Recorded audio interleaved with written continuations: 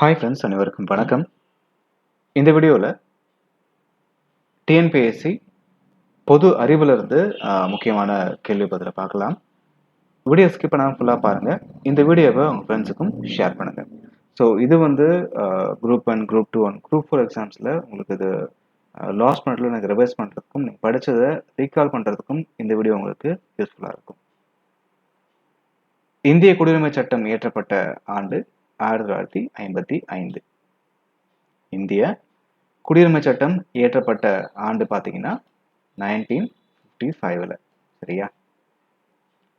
இந்திய அரசியலமைப்பின் மகா சாசனம் பகுதி 3. இந்திய அரசியலமைப்புடைய மகா சாசனம் பகுதி 3. இந்திய அரசியலமைப்பின் இதயம் மற்றும் ஆன்மா வந்து எது அப்படின்னா சட்டப்பிரிவு 32 தான். ஸோ இந்திய அரசமைப்பின் இதயம் மற்றும் ஆன்மா அப்படின்னு சொல்லிட்டு நம்ம எதை சொல்றோம் அப்படின்னா சட்டப்பிரிவு 32 தான் சொல்றோம். அடிப்படை கடமைகள் எந்த சட்ட திருத்தத்தின் மூலம் சேர்க்கப்பட்டுச்சுன்னு கேட்டிருக்காங்க. ஸோ அடிப்படை கடமைகள் வந்து எந்த சட்ட திருத்தத்தின் மூலம் சேர்க்கப்பட்டது அப்படின்னா அமெண்ட்மெண்ட் 42 மூலமா 42 சட்ட திருத்தத்தின் மூலமா தான் நம்ம அடிப்படை கடமைகளை நம்ம சேர்த்திருந்தோம். நடுவண் அரசு பாதுகாப்பு படையின் தளபதி என்ற அதிகாரத்தை குடியரசுத் தலைவருக்கு வழங்கும் சட்டப்பிரிவு. நடுவண் அரசு பாதுகாப்பு படையின் தளபதி என்ற அதிகாரத்தை குடியரசுத் தலைவருக்கு வழங்கக்கூடிய சட்டப்பிரிவு 53(2). சட்டப்பிரிவு 53(2). தமிழ்நாடு சட்டமேலவை எந்த ஆண்டு நீக்கப்பட்டுச்சு? தமிழ்நாடு சட்டமேலவை எந்த ஆண்டு நீக்கப்பட்டுச்சு அப்படின்னா 1986. 1986 தான் அது நீக்கப்படுது. பெட்ரோலிய ஏற்றுமதி செய்யும் நாடுகள் கூட்டமைப்பு OPEC எத்தனை உறுப்பினர்களை இருக்காங்கன்னு கேட்டிருக்காங்க. ஸோ பெட்ரோலிய ஏற்றுமதி செய்யும் நாடுகள் கூட்டமைப்பு அதில் OPECல எத்தனை மெம்பர்ஸ் வந்து இருக்காங்கன்னு கேட்டிருக்காங்க. 15 மெம்பர்ஸ். ஸோ 15 மெம்பர்ஸ் வந்து அதில் இருக்காங்க. பிரிக்ஸின் தலைமையகம் ஹாங்காய். பிரிக்ஸோட தலைமையகம் பார்த்தீங்க அப்படின்னா ஹாங்காய். பதில் ஹாங்காய். இந்தியா பாகிஸ்தான் போர் நிறுத்தக்கோடு எந்த ஆண்டு தீர்மானிக்கப்பட்டுச்சு? இந்தியா பாகிஸ்தான் போர் நிறுத்தக்கோடு எந்த ஆண்டு வந்து தீர்மானிக்கப்பட்டது அப்படின்னா 1949ல. 1949 தான் அது தீர்மானிக்கப்படுது. சார்க் அமைப்பின் பேரிடர் மேலாண்மை மையம் நியூடெல்லியில் இருக்கு. ஸோ சார்க் அமைப்போட பேரிடர் மேலாண்மை மையம் எங்க இருக்கு அப்படின்னா நியூ டெல்லியில இருக்கு. அணிசேரா இயக்கத்தில் உறுப்பு நாடுகள் உள்ளன. அணிசேரா இயக்கத்தில் டேஷ் உறுப்பு நாடுகள் உள்ளன. 120 உறுப்பு நாடுகள் இருக்கு. 120 உறுப்பு நாடுகள் இருக்கு. அரசு நெறிமுறை உறுத்தும் இந்தியாவின் வெளியுறவு கொள்கைகள் பற்றி கூறக்கூடிய விதி 51. அரசு நெறிமுறை இருத்தும் இந்தியாவின் வெளியுறவு கொள்கைகள் பற்றி கூறக்கூடிய விதி வந்து 51. 2019 படி ஈரவை சட்டமன்றங்கள் கொண்ட மாநிலங்கள் இல்லாதவை எவை? இந்தியா. 2019 படி பார்த்தீங்க அப்படின்னா ஈரவை சட்டமன்றங்களை கொண்ட மாநிலங்கள் இல்லாதது எது அப்படின்னா இந்தியா தான். பதில் இந்தியா. மாநில அரசு பற்றி கூறும் இந்திய அரசியலமைப்பின் சட்டப்பிரிவு. மாநில அரசு பற்றி கூறும் இந்திய அரசியலமைப்பின் சட்டப்பிரிவு 152. அதுல இருந்து 237 வரைக்கும். 152ல இருந்து 237 வரைக்கும். கட்சித்தாவல் தடை சட்டம் 1985. கட்சித்தாவல் தடை சட்டம் 1985. இந்திய அரசியலமைப்பு சட்டத்தை கையால் இத்தாலி பாணியில் எழுதியவர். இந்திய அரசியலமைப்பு சட்டத்தை கையால இத்தாலி பாணியில எழுதினது யார் அப்படின்னா பிரேம் பெஹாரி நரேன். பிரேம் பெஹாரி நரேன். முகவரி திருத்த சட்டம் எத்தனையாவது சட்ட திருத்தத்தின்படி திருத்தம் செய்யப்பட்டுச்சு? முகவரி திருத்தம் எத்தனையாவது சட்ட திருத்தத்தின்படி திருத்தம் செய்யப்பட்டது அப்படின்னா 42வது சட்ட திருத்தத்தின்படி தான் அது திருத்தம் செய்யப்பட்டுச்சு. பொறுத்துக. சுதந்திர உரிமை விதி 19லேருந்து 22 வரைக்கும் சொல்லப்பட்டிருக்கு. சமயச்சார்பு உரிமை பார்த்தீங்க அப்படின்னா விதி 25லேருந்து 28 வரைக்கும் சொல்லப்பட்டிருக்கு. கல்வி கலாச்சார உரிமை பார்த்தீங்க அப்படின்னா விதி 29லேருந்து 30 வரைக்கும் சொல்லப்பட்டிருக்கு. சுரண்டலுக்கு எதிரான உரிமை விதி 23லேருந்து 24 வரைக்கும் சொல்லப்பட்டிருக்கு. Answer D. அரசியலமைப்பின் பாதுகாவலன் என்று அழைக்கப்படுவது சுப்ரீம் கோர்ட், உச்சநீதிமன்றம் தான். தவறானதை தேர்ந்தெடு. ஸோ இதுல எது தவறு அப்படின்னா, மத்திய மாநில அரசுகள் உறவுகள் குறித்து ஆராய மத்திய அரசு டாக்டர் பி.வி. ராஜமன்னர் தலைமையில 3 நபர்கள் அடங்கிய குழுவை அமைச்சிருந்தாங்க.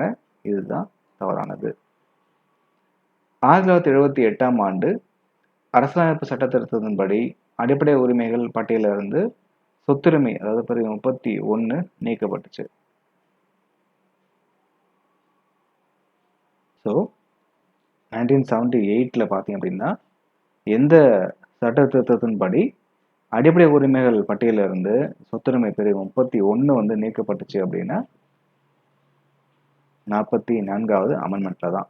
ஸோ 44th அமெண்ட்மெண்ட்ல பார்த்தீங்க அப்படின்னா அடிப்படை உரிமைகள் பட்டியலிருந்து சொத்துரிமை பிரிவு 31 நீக்கப்படுது. எப்பன்னா 1978ல், சரிங்களா? 1978ஆம் ஆண்டு 44வது சட்ட திருத்தத்தின்படி அடிப்படை உரிமைகள் பட்டியலிருந்து சொத்துரிமை பிரிவு 31 நீக்கப்படுது.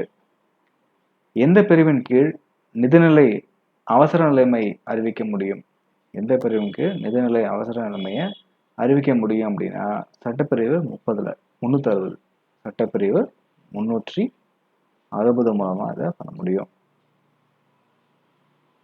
தேவர் அனைவர் கயவர் அவரும் தாம் மேவன செய்துழக வான் என்ற குரல்ல பயந்து வரக்கூடிய அணி என்ன அப்படின்னா வஞ்ச புகழ்ச்சி அணி. வஞ்ச புகழ்ச்சி அணி. பொறுத்துக. குறிஞ்சி யாமம், முல்லை மாலை, மருதம் வைகறை, நெய்தல் ஏற்பாடு. Answer A. விசாரணை கமிஷன் என்னும் புத்தகத்திற்காக சாகித்ய அகாடமி விருது பெற்றவர் யார் அப்படின்னா சா. கந்தசாமி. ஸோ விசாரணை கமிஷன் அப்படின்ற புத்தகத்திற்காக சாகித்ய அகாடமி விருது பெற்ற யார் வாங்கினாங்க அப்படின்னா சா. கந்தசாமி. ஸோ சா. கந்தசாமி தான் என்ன பண்ணிருக்காரு, விசாரணை கமிஷன் அப்படின்ற இந்த புத்தகத்திற்காக சாகித்ய அகாடமி விருதை வாங்கியிருக்காரு. ஸோ இவர் எந்த வருஷம் இந்த விருது வாங்கினார் அப்படின்றத கமெண்ட்ல சொல்லுங்க. கலைஞாயிறு என்னும் சிறப்பு பெயர் கொண்டவர் நா. முத்துசாமி. கலைஞாயிறு அப்படின்ற சிறப்பு பெயரை கொண்டவர் நா. முத்துசாமி. தவறானதை தேர்ந்தெடுக்க சொல்லிருக்காங்க. முனிவு மனமகிழ்ச்சி. முனிவு மனமகிழ்ச்சி. சீராப்புராணம் என்ற நூலுக்கு உரை எழுதியவர் செய்குதம்பி பாவலர். செய்குதம்பி பாவலர்.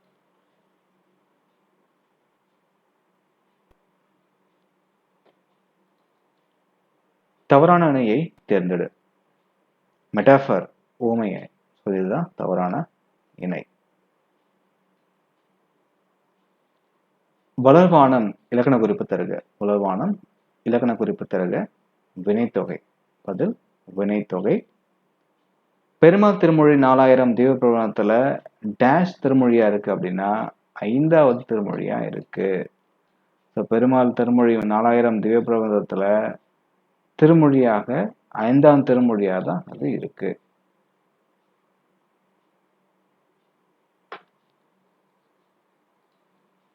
பிரதம அமைச்சரின் கடமைகள் பற்றி கூறக்கூடிய சட்டப்பிரிவு 78. சட்டப்பிரிவு 78. சட்ட மேலவை உறுப்பினர்களின் பதவிக்காலம் 6 ஆண்டுகள். ஸோ சட்ட மேலவை உறுப்பினர்களுடைய மெம்பர்ஸோட அந்த பதவிக்காலம் பார்த்தீங்கன்னா 6 ஆண்டுகள். அண்டப்பகுதியின் ஒன்றை பிறக்கும் சிறிய ஆக பெரியோரின் தெரியின் என்று கூறியவர் மாணிக்கவாசகர். அணு எண் ஒரு அடிப்படையில் ஆவர்த்தனை வரிசைப்படுத்துதல் சிறந்தது என கண்டறிஞ்சது யாரு அப்படின்னா மோஸ்லே. Answer B மோஸ்லே. மாய கமுட்டி வழி படுவது எது அப்படின்னா ஈதர்கள். ஆன்சர் ஈதர்கள். கத்தியால் வெட்ட இயலும் தன்மை பெற்ற உலோகங்கள் எது அப்படின்னா சோடியம். சோடியம் நம்ம கத்தியால வெட்ட முடியும்.